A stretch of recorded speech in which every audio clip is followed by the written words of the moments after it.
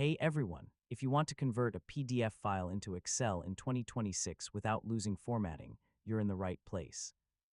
In this guide, I'll show you several easy methods to convert PDF to Excel step by step. First, converting PDF to Excel helps you edit data, perform calculations, and organize tables more efficiently.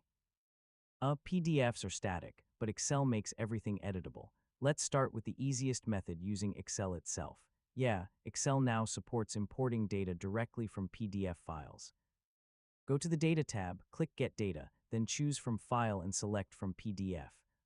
This allows Excel to extract tables automatically. Now choose your PDF file and click Import. So Excel will analyze the document and show available tables. Select the table you want and click Load. Yeah, Excel will convert the PDF data into a spreadsheet format. Another method is using Adobe Acrobat. Open your PDF, go to Export PDF, and choose Excel Workbook. You can also use online tools like PDF converters. Just upload your PDF, convert it, and download the Excel file. Sometimes formatting may not look perfect after conversion, so you may need to adjust columns, headers, or remove extra spaces. Now save your converted file in Excel format.